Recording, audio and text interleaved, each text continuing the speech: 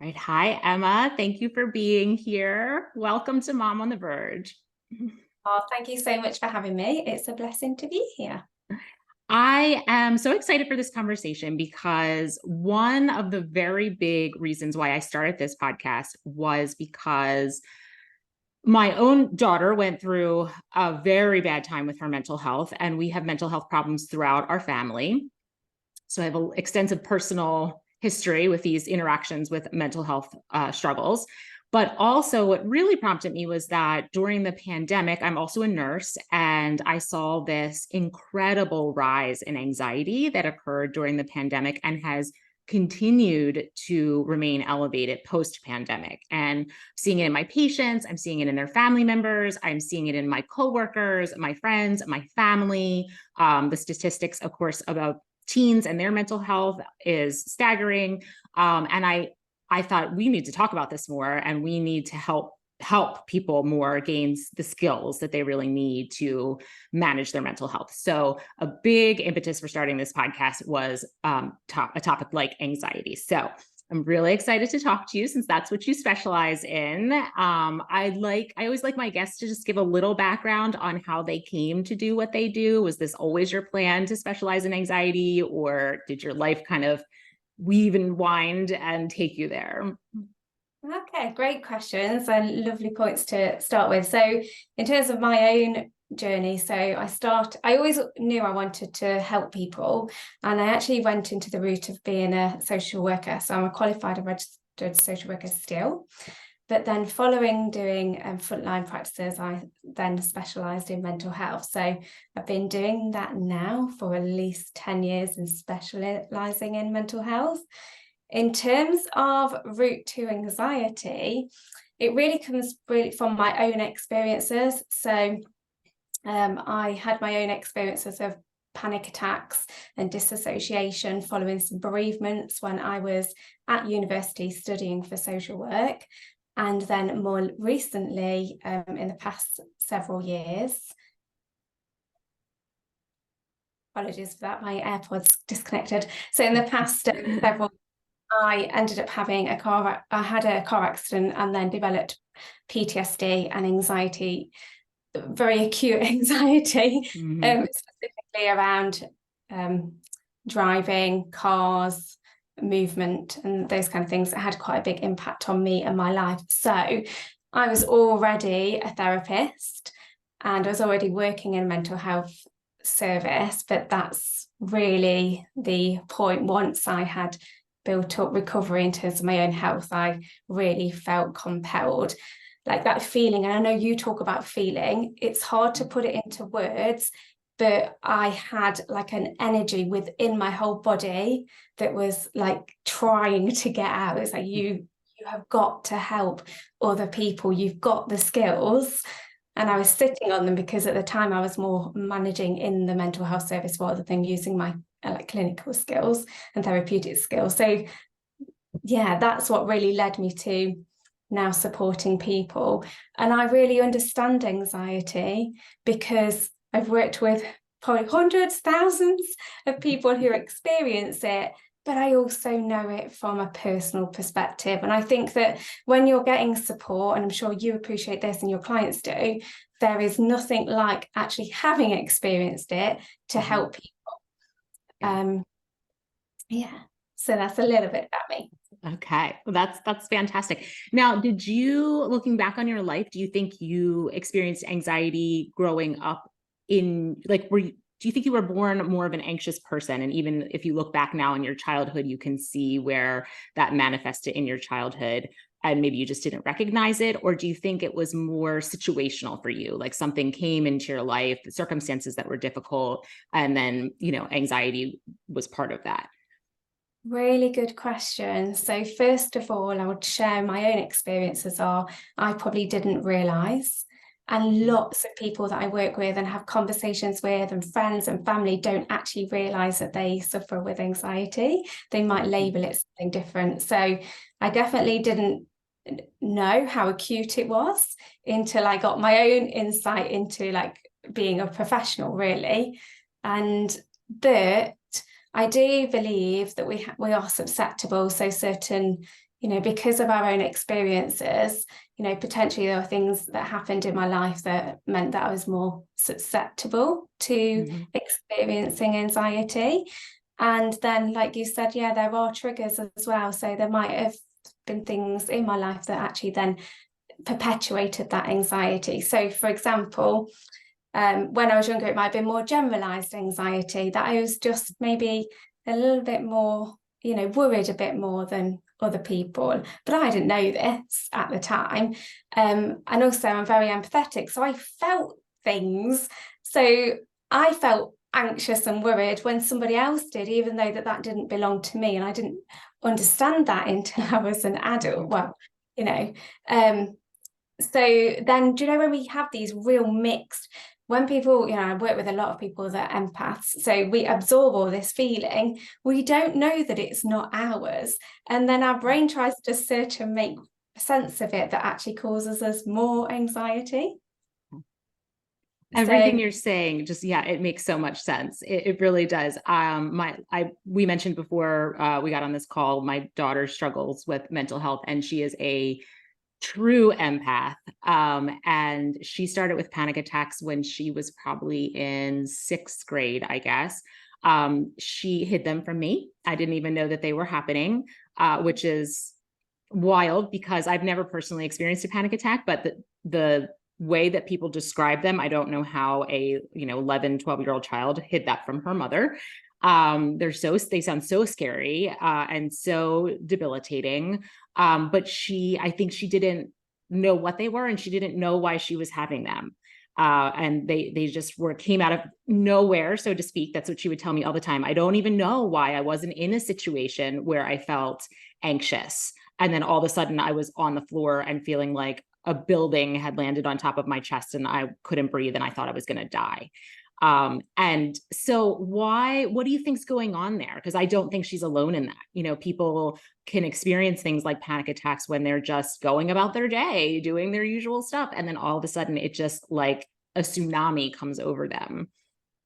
Absolutely. And it does feel like we could be having a really good day and have no idea really why this is then just takes over us. I believe that they don't, at the time, they feel like they come randomly, and that literally they might do. I'm just about to make myself something to eat, or I'm just walking down the street, and it feels and seems like it's random. But I do feel like there are, there's a build up. And a lot of the time, so when clients will share that, or I talk to people and they're saying that their anxiety's gone from 0 to 100, or they're experiencing loads of panic attacks and they really don't know why. When I start to invite them to talk about their lives, a lot of different stresses come up. And I do wonder whether for some people, and not all people, we get to a point where maybe our nervous systems are just overloaded, or actually we're dealing with stuff that now we're calm and safe to do so. It's actually bringing stuff up that was from years ago. So it doesn't seem like it makes any sense whatsoever. But I do believe that there is sense in it.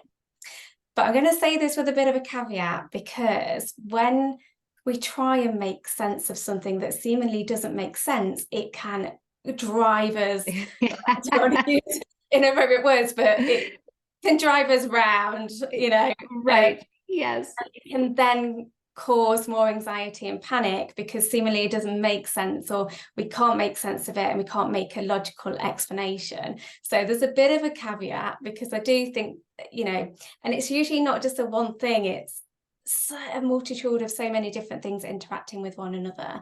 Because I believe that, and when I talk about holistic, I see we're a human being in context of so many different things, and we have connections with so many different things.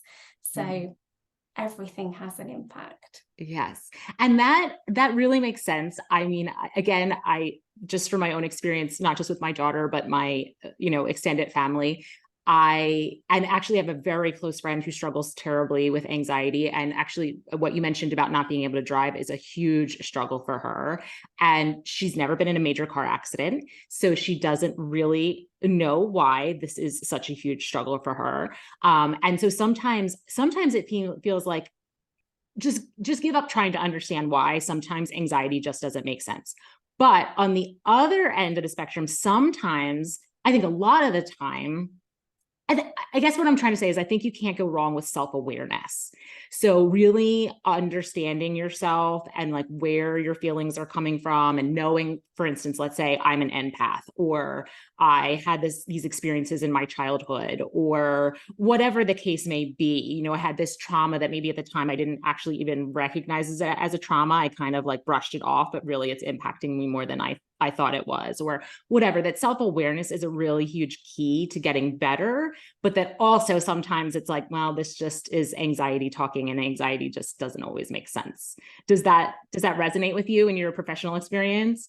Absolutely. And anxiety attaches itself to things, so that almost like then cognitively we can try and,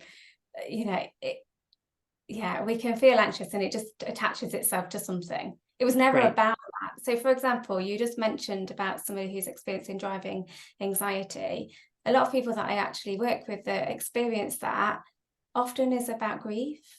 Like you would have, like, it doesn't necessarily connect, Right. but it does.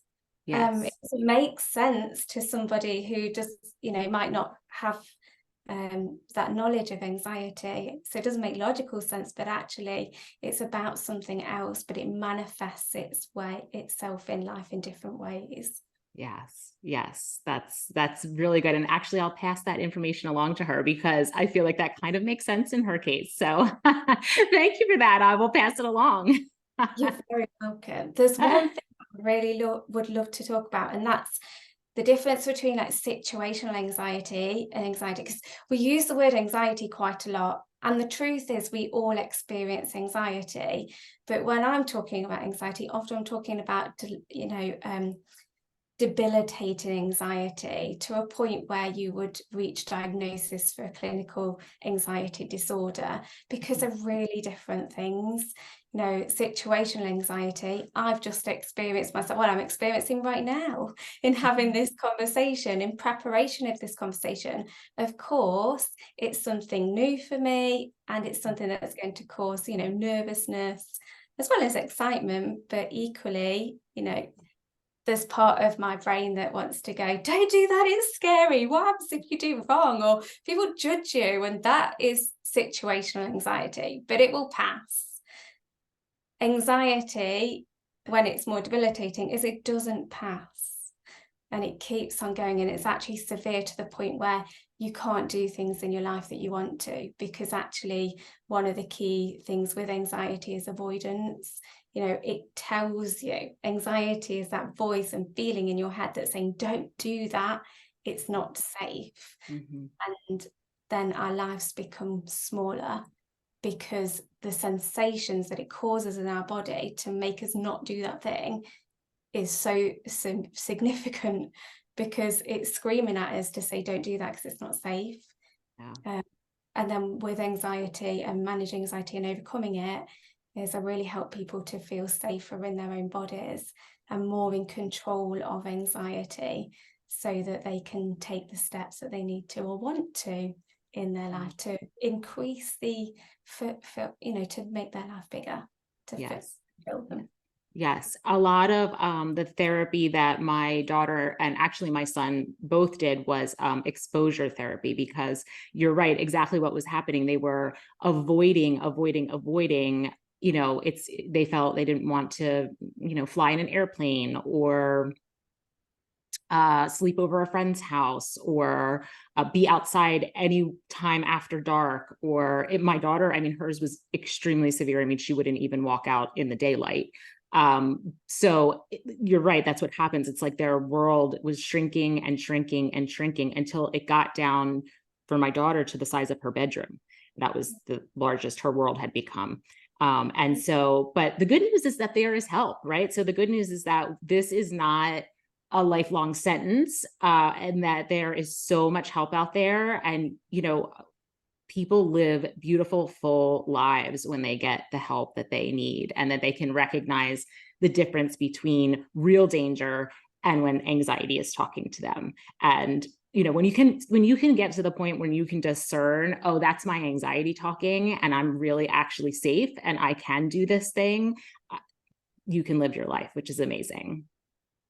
Yeah, absolutely. And to talk about the fact that it is, so a lot of people will talk about my anxiety. So they'll talk about it like it is them, and don't believe that they are in control of it or that they can change it. But I absolutely believe something quite different. So I believe that anxiety is an experience. It doesn't define who you are, and it's not part of who you are. So I try and talk about it like, in the moment I am feeling anxious, there's you're having an experience, it's not you.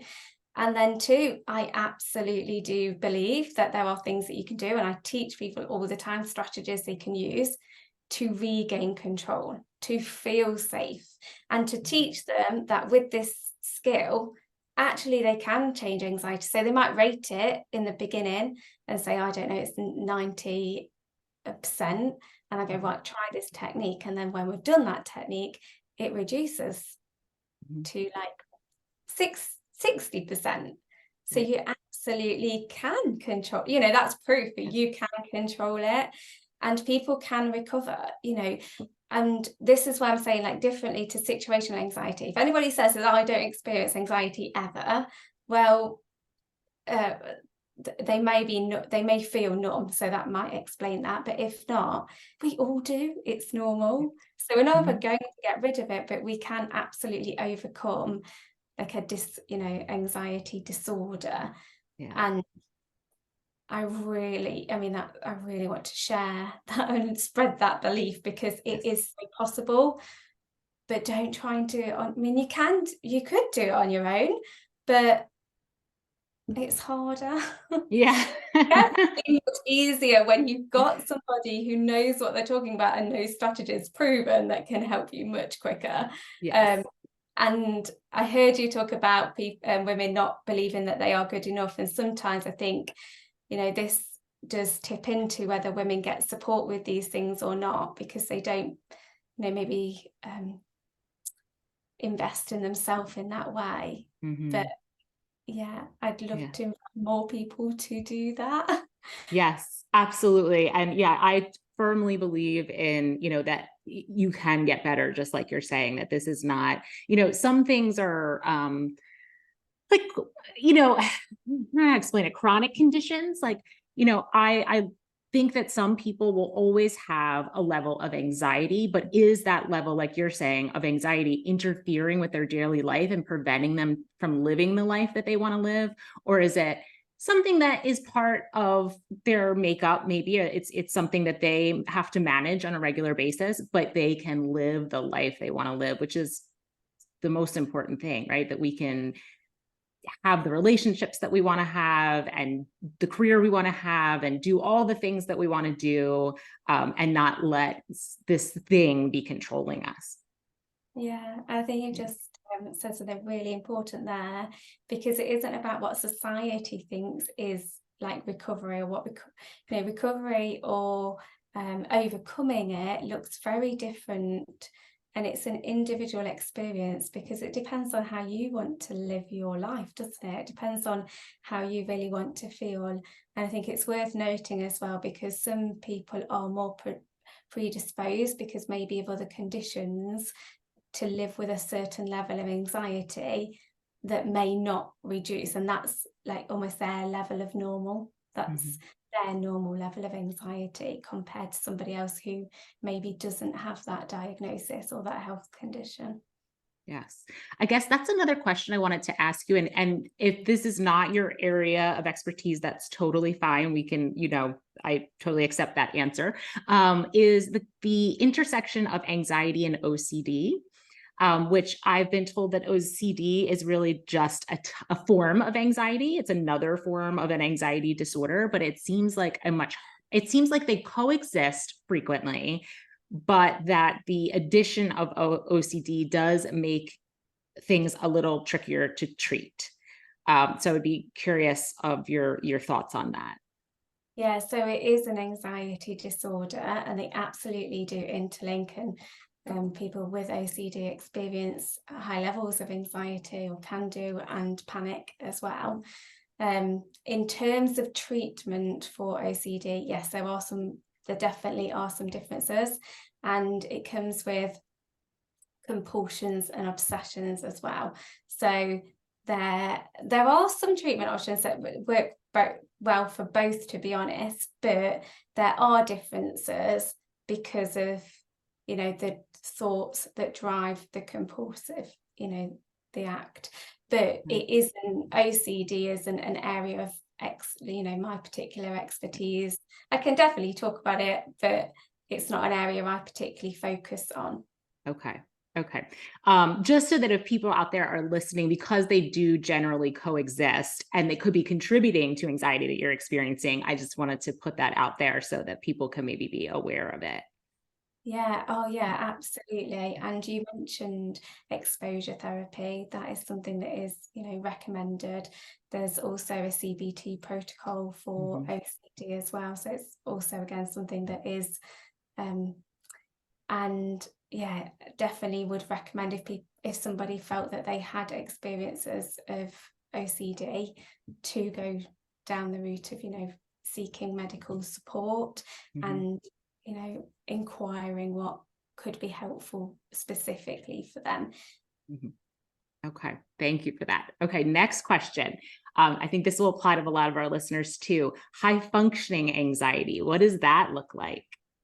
So high functioning anxiety isn't actually a clinical diagnosis or term, but it's something that I relate with, and it's a great topic because, and I always think of movies when I think about this, and this happens with panic attacks and anxiety as well.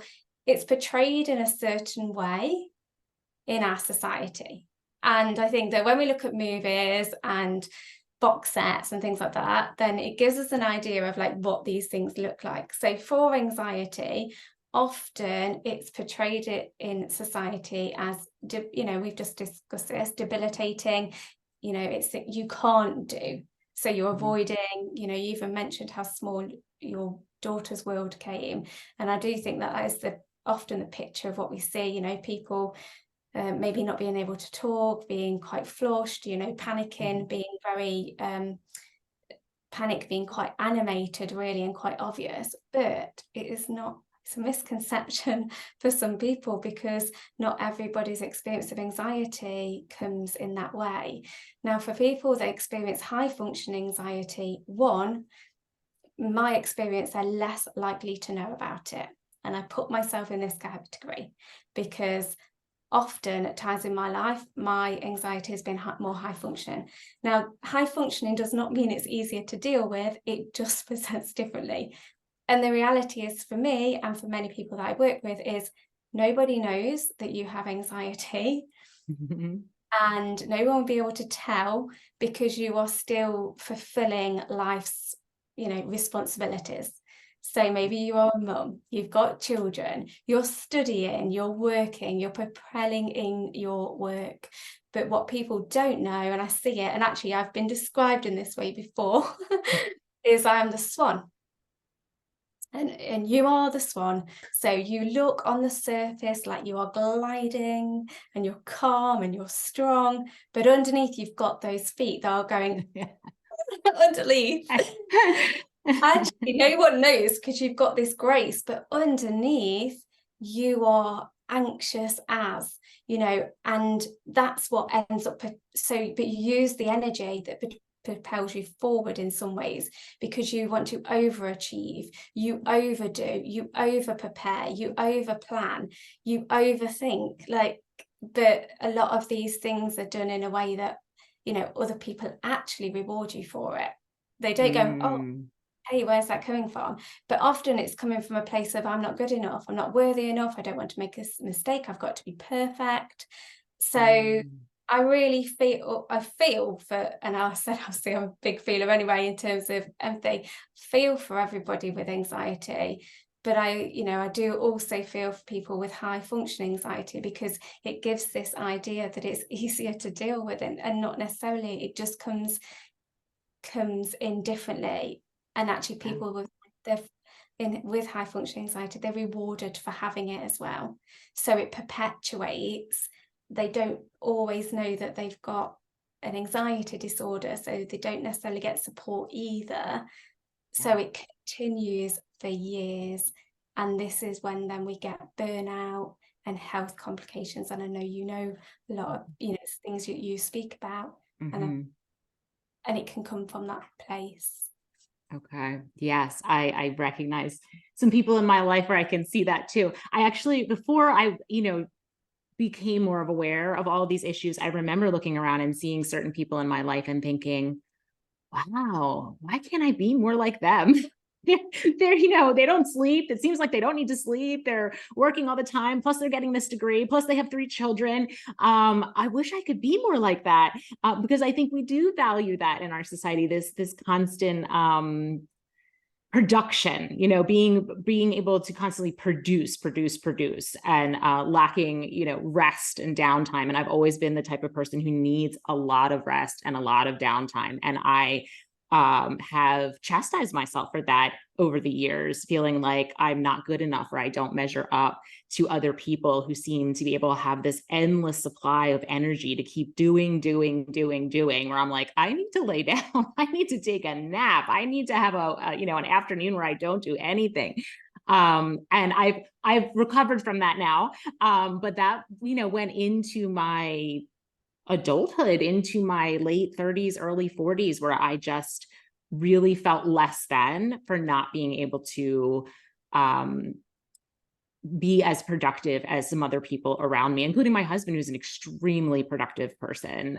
So I think we need to give ourselves some grace also, that we're all built differently, and some people maybe can work at that pace, and maybe it's not anxiety, maybe they just are people who need less sleep or very goal oriented or whatever the case may be. But how would someone know or recognize if they are one of those people? Because you're saying it is harder for them to identify that anxiety is actually driving this behavior. So how would someone recognize it? Yeah, it's a really good question, because it is harder. What I would say is check in with your own energy.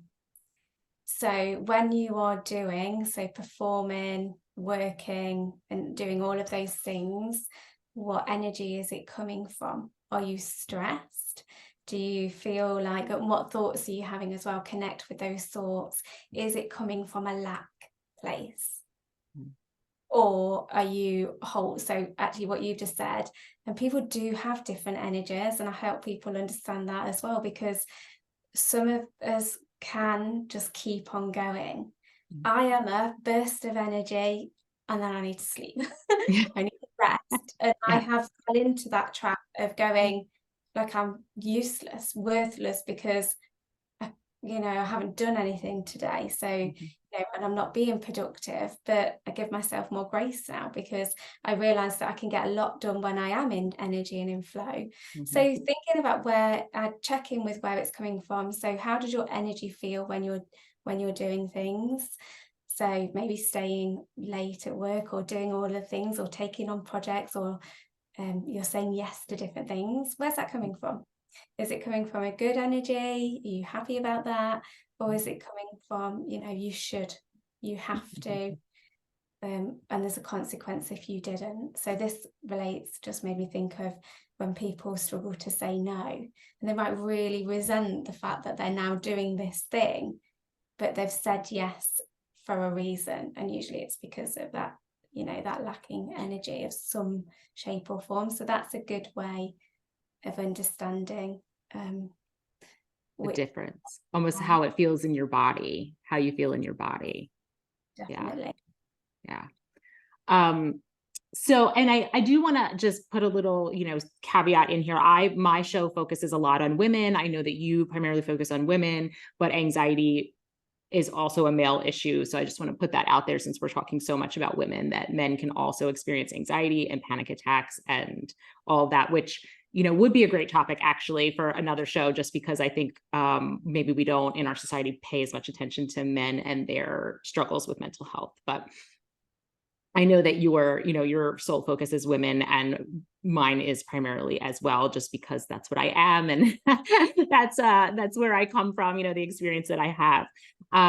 So for women who are, in the thick of it, they're raising their kids, they're working, they may be helping to care for parents, whatever's going on, and they are feeling really anxious. What are some things? What are some starters that they can add into their lives to see how they feel if they try these little techniques? So what I would say, and it's a really great question again, is there are so many techniques that are helpful, but what I'm actually going to say is zoom out. Review your life and your experience, because distraction techniques, grounding techniques, all of the techniques, and I do teach them, are amazing to help you to feel skilled and in control and safe. But anxiety to me is a message. It's a message that something isn't quite right. It's an invitation to look at what isn't going, what you might need to address, or what's coming up for you. It's your body's way of communicating distress to you, anxiety, fears as well. So I'd invite people to take a zoom out, and sometimes we can do this physically by, I invite people to take a step back, to literally move physically back, or to imagine that they are on those Google Maps where you can kind of zoom out and the world looks tiny. In a way, just do that with your own body, experience. So you're looking over on your life. And then I would invite people to, see where they can simplify it. See the areas, the pain points, the pressures, the, parts of their life that may be causing difficulties for them. And start there. Because when you address those things, then anxiety is less likely to pop up anyway. And you won't need the techniques in the moment, because anxiety will settle. So I really help, and I really, I use hypnotherapy as a tool to do this.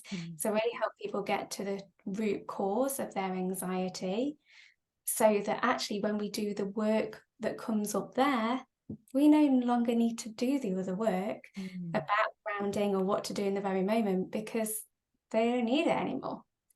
So as much as I could go through I will do a few tips as well in the moment, but generally that would be my invitation. Zoom out, have a look what's actually going on in your life, and what changes might be helpful. We've talked about this bit already. What expectations are you putting on yourself that aren't actually that realistic for you right now? What is the bare minimum that you can do in a day? What are the actual non-negotiables? What can you seek support with? Can you ask somebody to help you with?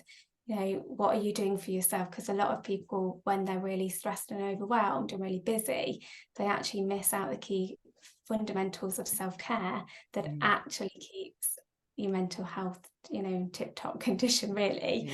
And when we're okay, we're like, oh, we won't do the yoga now because we're okay, and then it creeps back up. Because actually yoga practice, or whatever it might be, and you enjoy hiking, I enjoy going out too with my dog, they're actually the things that keep us well.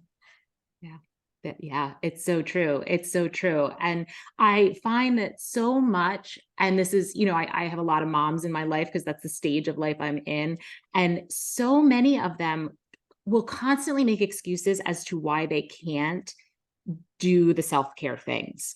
I can't because I have to be at, this function for my child, or I have to help out at the school, or I have to clean the house, or I have loads of laundry I need to fold. I mean, there's a million excuses that women can come up with. And I don't actually maybe like the word excuses, because these are things that you have to do / want to do.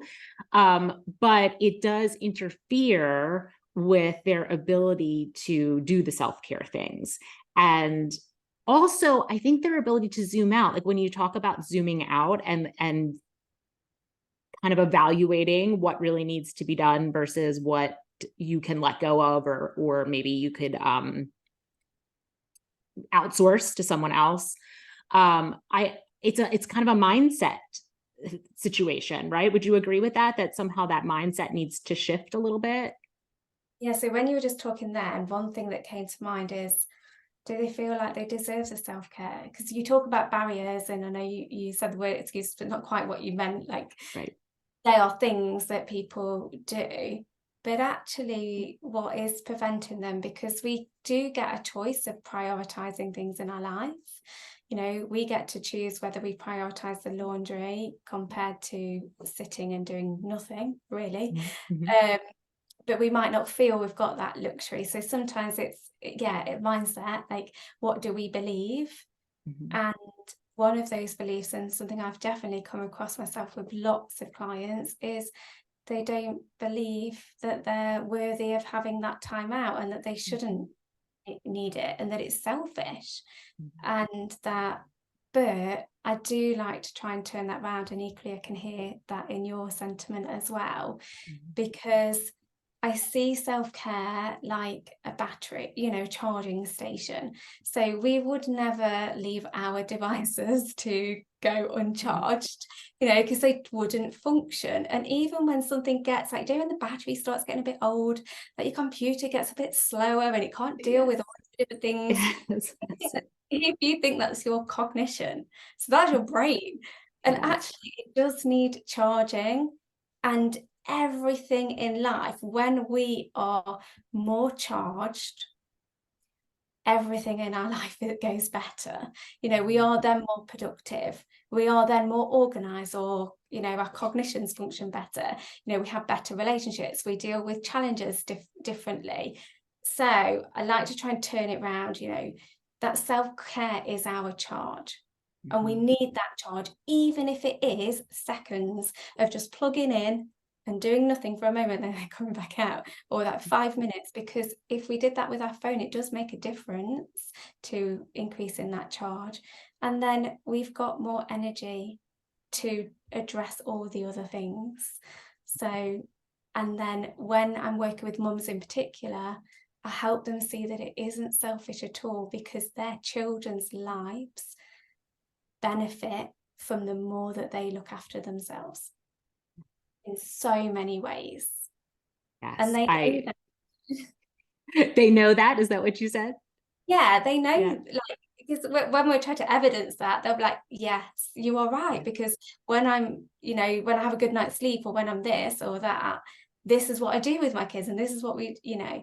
And how about then, I also think, well, how about setting an example? Because you'd want your children too, wouldn't you, to look after their own well-being, and know that they are worthy of looking after themselves. And the way that they learn that is from you. Yeah. Yes. I firmly believe in all of that, and not only believe it but have experienced it. I mean, I think most people, even if they don't make a regular habit of self-care, will have some experience with this, because maybe they got to go away for a night on a girls trip or something, or with their husband, or they just even go out for a date night or something, and coming back feeling recharged, exactly the way I love that analogy. That's so fantastic. It's so easy to relate to and for people to understand.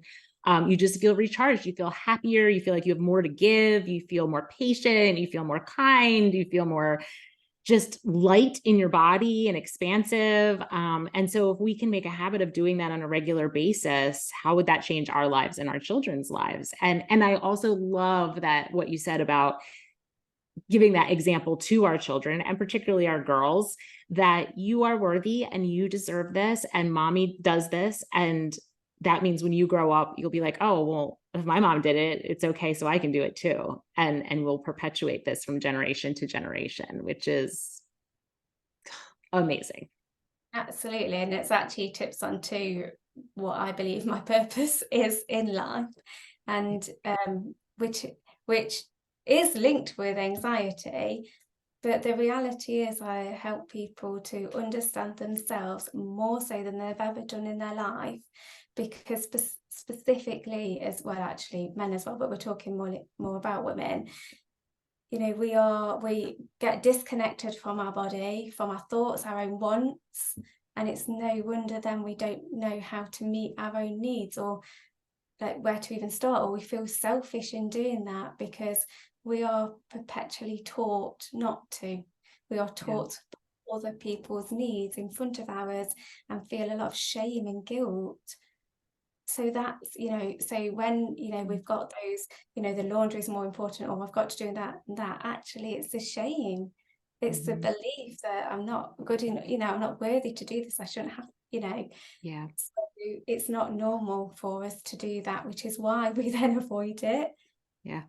Yeah. And that actually circles back to something that you mentioned earlier on, but I think it comes up here as well, is that feeling of numbness. And I think a lot of women can relate to that too, that after ignoring our needs for long enough, then maybe we just start feeling numb, like we don't have any needs or wants or desires, or we're just there without really any feelings at all. Yeah, just going through those motions. And with anxiety, there can come panic, like there can come dissociation as well. So that also creates distance. And I've got to say, it breaks my heart when I speak to parents that don't feel connected to their children, because anxiety has got so bad that they don't feel, or their body is numbing so that they can cope with their life. And that is also, ultimately very sad, because, your relationship and your connection with your children is one of the most important things to you. So, Right. but yeah, that numbing, that's in that context, but equally, yes, you could ask somebody, a question like, what do you want for lunch even? And, when you're just not connected to yourself, like, oh, I don't even know. Or how do Yes. you feel? Like,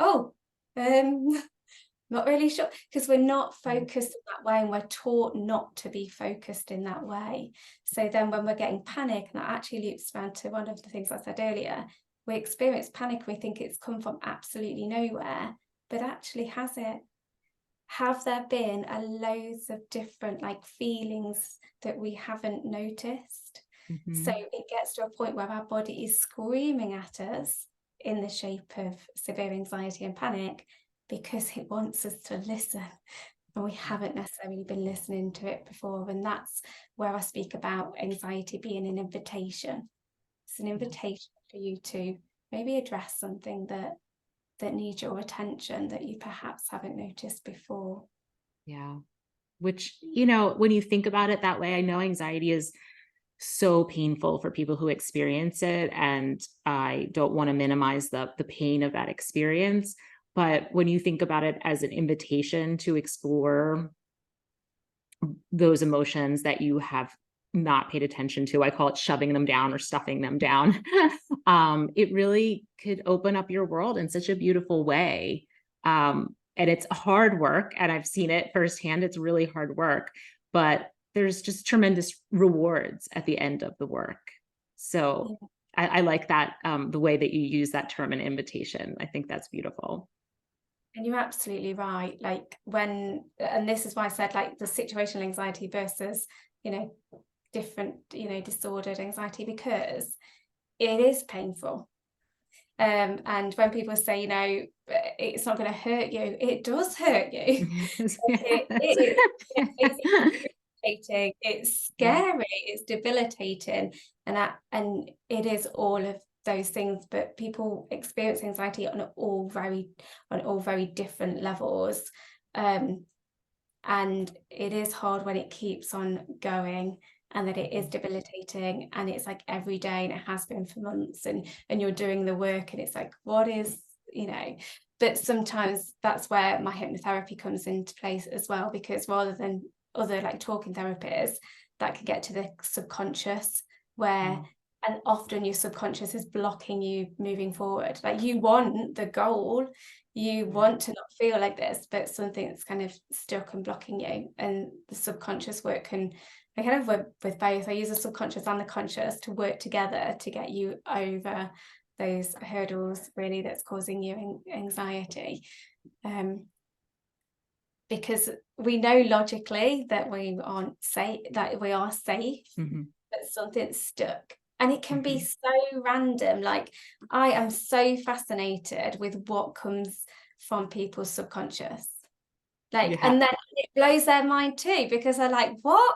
That, I don't even remember that situation. It's like insignificant, and then we realize it's really not significant. Your body has learned from that situation. And I said earlier, like, you could be walking down the street and you could experience panic. Well, you could be walking down the street and then notice a color.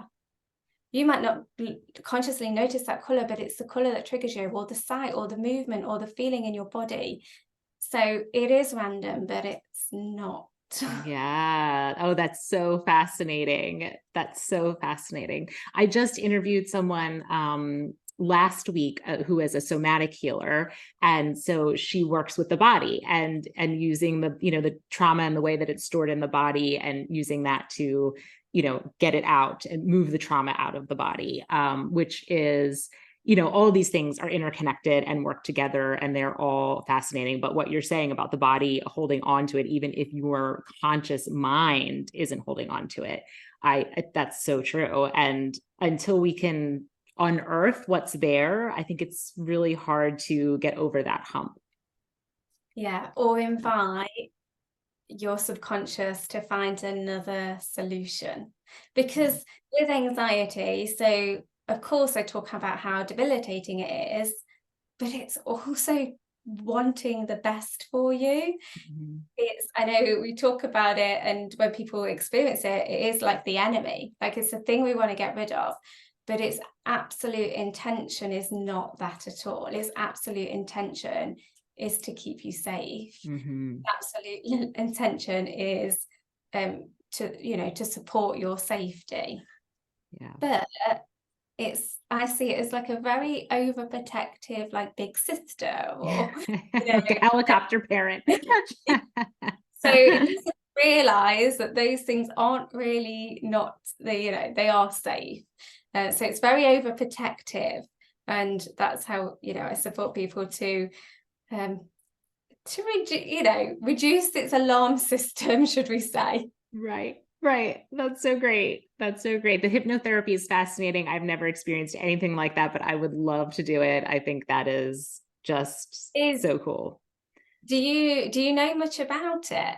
I don't know. Actually, why don't you speak on that a little bit? Because I don't know much about it, and I don't know that my listeners will know much about it. And I find it fascinating too. So hypnotherapy is, it's been used in comedy as well, to be fair, and in the entertainment industry. So it looks a certain way, but absolutely when you use it for therapeutic purposes, you're not, I don't hold a pendulum. That's not my particular style. I don't even, we don't do look into my eyes, or I don't make people cluck like a chicken, which people have seen on yes, programs. It is not like that therapeutically. So what it does is, so we have our prefrontal cortex, which is a thinking part of our brain. This is the simplest way of explaining it, but simply put, it's your thinking part of your brain.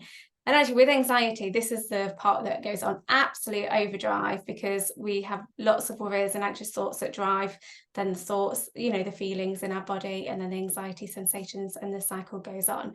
So what hypnotherapy does, it actually settles down that part of your brain, so that you haven't got that thinking part of your brain kind of interfering, should we say, and you actually open up to your subconscious. Now, your subconscious is really, really creative, and it thinks in like patterns and I was going to say numbers, but I don't mean that. I mean the opposite. So patterns and colours and things like that. It's very expansive. So, and it's stored, and it remembers everything. Like, it has everything stored in there that you are not consciously aware of. So you imagine that you are able to dull down that kind of critical thinking, the overanalyzing part of your brain, and you then get to access this incredible part of your brain that knows all of the answers to your problems. It knows where your problems have come from, what experiences you've had in your life, and it can so we have what we call neuroplasticity. So we can actually change connections in our brain, and we can use the subconscious to superpower that the rewiring of the thought patterns. So when I use hypnotherapy, I use it in a few different ways. So I help people to get to the root cause of their difficulties, to see, what situation, so they kind of, their subconscious comes with a manifestation of that, of what might have caused this particular problem. And therefore we get to use the subconscious to really reframe it, rewire it, change it. So the experience, you'll still remember the memory, but the memory feels quite different. And there's lots of other techniques I use within the subconscious mind as well, so that again, the memory has a very different experience, and we can use it to embed like more desired, resourceful things as well. So with anxiety, we can actually embed like more resourceful states, like more feeling in control and calm and those types of things. And we can use that in our conscious and subconscious mind. And then I also provide recordings as well for some of my clients, so that they can listen to what they need to hear over and over again, which actually rewires their brain so they think differently. And when they think differently, they feel differently, or helps them feel differently, so they think differently. Right. So that is all so fascinating. I have so many questions. So what you described in a way sounds parts of it, I guess, sound very similar to meditation. So is it like a directed meditation in a way? So great question. And actually, when you do experience it, it does, some of it can sound like you're being guided into meditation. It goes deeper. So there's different levels of a hypnotic state. Okay. So so you reach like deeper levels. And what it feels differently for different people, but what it feels like for me is feeling very relaxed. Some people feel like it's a little bit like you're aware, but you're not aware. So like that semi kind of lucid state. Some people go absolutely like, so like almost like they are asleep. They go that deep into that state. So some people will experience like they're floating, or they like tingling, but in a nice sensation. Some of my clients have said like it's the most relaxed they've ever felt in their life. So that's when we start to, I use different states of like how deep you go, depending on what you're working on. But it is definitely deeper than what people usually access in a meditative state. But people that have experienced meditation, it may feel like there's some similarities, so it isn't scary, and you're not like, some of the misconceptions are that you're not in control, like I'm doing things to you.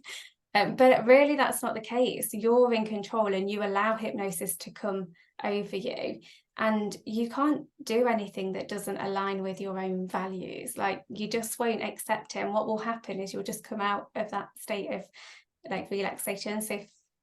So you are still in control. If you wanted to stand up, for example, or do anything, you could do. So are different people more or less susceptible to, because you have to shut down that prefrontal cortex, which I would imagine in people with anxiety, it's pretty active, that prefrontal cortex. So are different people more or less susceptible to being able to get into a hypnotic state? So everybody can be hypnotized, but some people can go deeper than others. So imagine this. So have you ever gone to the movies, the cinemas, and you've gone in daylight, you've gone to watch the movie, and then you've come out and gone, oh my gosh, it's dark. Like, when did this happen? Okay, that is technically a hypnotic state, because you lose sense, you've got a loss of senses. The same if you've drove somewhere and you get to your destination, you think, oh my gosh, how did I even get here?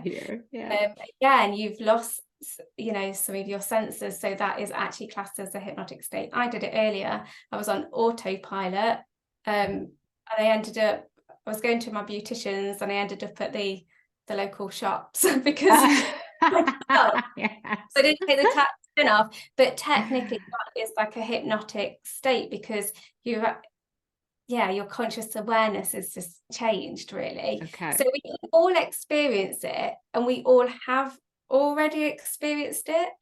But I just harness that state therapeutically to get people closer to what they want. So reducing the anxiety, the panic, feeling more confident, calmer. Yeah, all of the good things. This is very cool, and I think I need to try it. Another question is, so I've always been, so I also have had chronic migraines for about 10 years, and it's been very resistant to traditional treatments and actually alternative treatments. And there is definitely a part of me that's like, is there something in my subconscious that is contributing to this? So have you ever had a client who had some sort of chronic medical condition that it was helped by hypnosis, by uncovering something that was in the subconscious? Yeah, and actually I feel for you because I've had my own experiences of chronic migraine, and when people are like, oh, you have a headache, oh, I have those too, I'm like, No. the level. So anybody, I really relate, they are horrendous. So my experience, so this is just coming from my experience, so I had migraines far longer than kind of the reason that so I was in a car accident.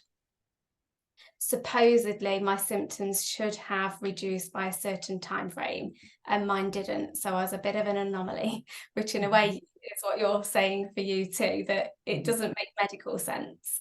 So that's, you know, they didn't say that to me, but that was the gist of it. And also what they could offer me was quite limited. So my point being, for me, I do wonder, and I don't know, I'm not medically trained and I don't know factually, but I wonder whether my body got stuck in pain. So my body was so used to sending pain signals out that actually my body got stuck. So when there wasn't the physical cause to cause that pain anymore, it actually got stuck in sending pain signals out anyway.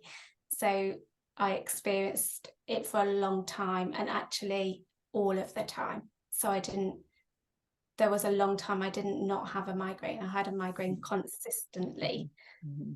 They didn't go. It wasn't like how many times did you have them a week? It was like, I've not had one forever. Yes. Not forever. Yes. I'm up I've been there. Yes. Yeah. So I do think so. I do believe that there are ways, and I've not specifically worked with migraine, but I do know other hypnotherapists that absolutely can unlock symptoms. And there's a lot of use of hypnotherapy for chronic conditions to support a change. And it comes back to the idea, and I use this with anxiety, is, you know, inviting that subconscious to find another solution for the problem. Right. And inviting it to use that pathway instead. And when it's got that new pathway, it will go like the path of least resistance, because I believe, and I truly believe in recovery of my health conditions and mental health conditions, is I've always truly wholeheartedly believed that I will fully recover. And I believe that in the right circumstances, and when we support our bodies and our minds in these ways, that our body does want to recover, you know, from things that it is possible to. It of course wants that too, and it will, you know, if we try and guide it in the right way. I do believe that, and I have felt this for myself, once I've guided my own health in that way, it's then like a really good like effect of it building upon each other, because then your body is getting into a better state, and it's taking that to heal itself. Yeah. I mean, I do too. And I believe so strongly in that mind-body connection, and how our mind influences our body and our body influences our mind, and we really can't separate them. But sometimes what's going on in the mind is under the surface. So if we're not accessing what's there, we can't really understand how it's impacting our body. So that is something I've always just wondered about. And now you've given me some things to think about. So thank you. Yeah, and I hope that you can find your own way of getting that relief from migraine, because yeah, it is so horrible. It's a really challenging condition, and my daughter has it as well, actually. So, um, it's really hard to decipher, what is something that is just biological versus what is something that is being impacted by something other than just but your biology. And I know there are a lot of people out there with autoimmune conditions and things that are just conditions that are hard to understand where they came from or why someone's suffering from them. So it's just another option for healing. I'd like to, put out there so that people are aware that they can try these things. And I do, like you said, believing wholeheartedly that you will heal, I do think is also a very big component of healing, is to continue to believe that healing is possible for you, that your body is able to heal. And that is really powerful.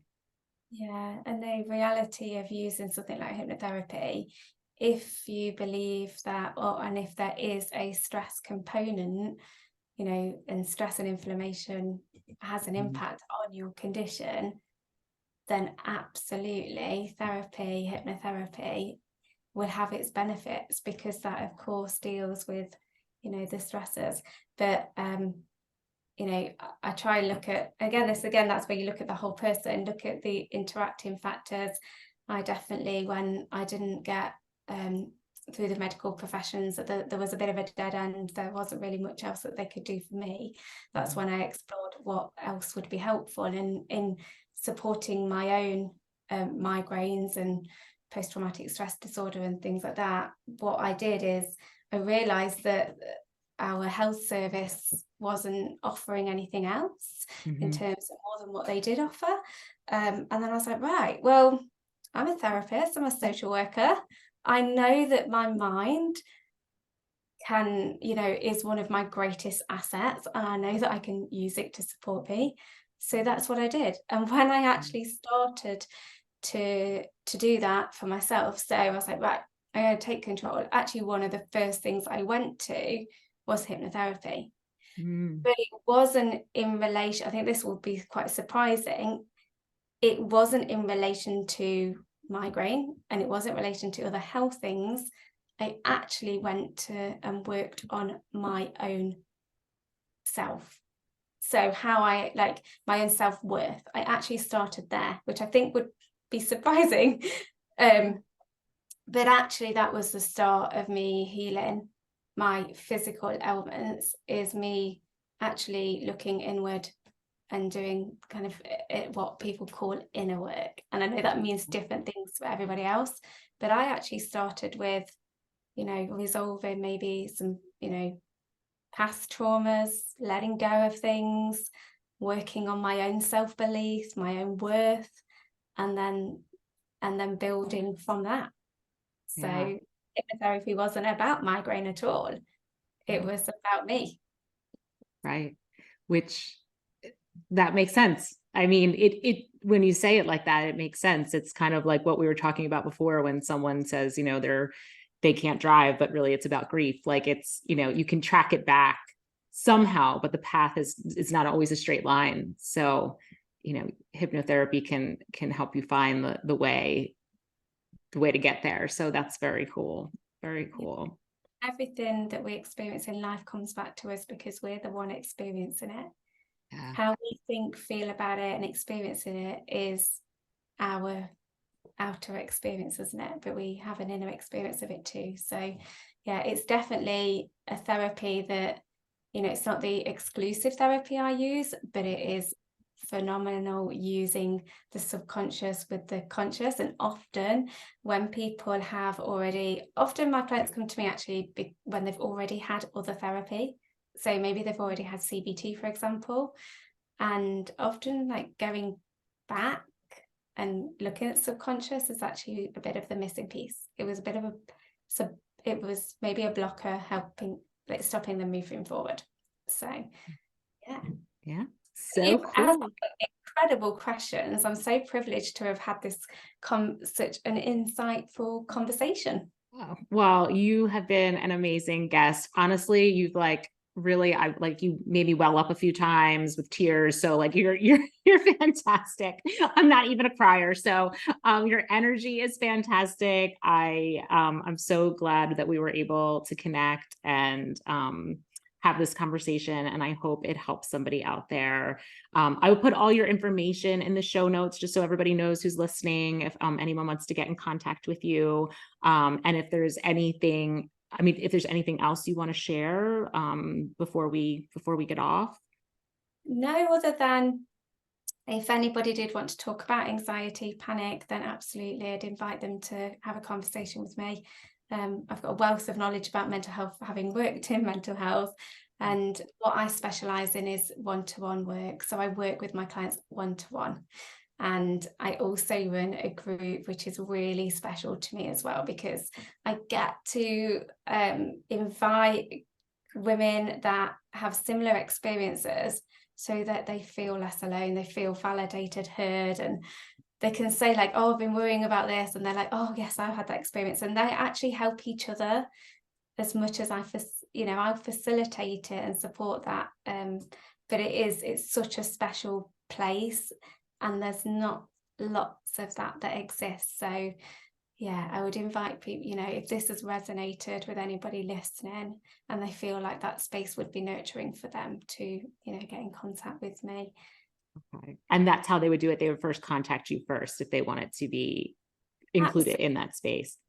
Yeah, let's connect, let's have a conversation, like no pressure, but like just build up that connection, because that's what it's about. And that relationship with a therapist or a person is really one of the things that is one of the biggest things in helping you recover, and that relationship is key. So yeah, informal conversation, let's have a chat, and then let's see see if we can work together, or if I can share my wisdom and signpost.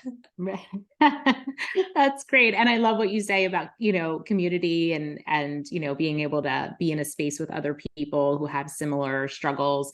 It's, again, another one of the reasons I started this podcast, is just help people to know that they're not alone, that whatever they're experiencing, there are so many others out there who are experiencing the same thing, and we can be there for each other. We can be a light for each other. We can hold each other. We can, support each other. And just because you're struggling with something like anxiety, it doesn't say anything about who you are as a person, a woman, a mom, a spouse. It says nothing about who you are as a person. So I hope people got that from today's conversation. Yeah, absolutely. I'd say that it means that you are normal and human. Yes, I know. In my house, I always say, I don't like the word normal. My kids say, well, this or that is normal. I'm like, oh, I hate that word. What is normal? Like, we're all our unique individuals. And, we all experience these things that are considered to be not normal, right? Anxiety, I guess, the culture would say is not normal, but actually it's so common. Yeah. So, well, thank you so much, Emma. And like I said, I'll put everything, all ways of getting in contact with you in the show notes for everyone to be able to see. And I'll also put them in my newsletter. I do a weekly newsletter after I release each episode of the podcast. So it'll be in both of those locations. Oh, that's absolutely awesome. Well, it was a pleasure. Thank you for inviting me on, and enjoy the rest of your beautiful day. Thank you. You too. Okay, Bye-bye. bye.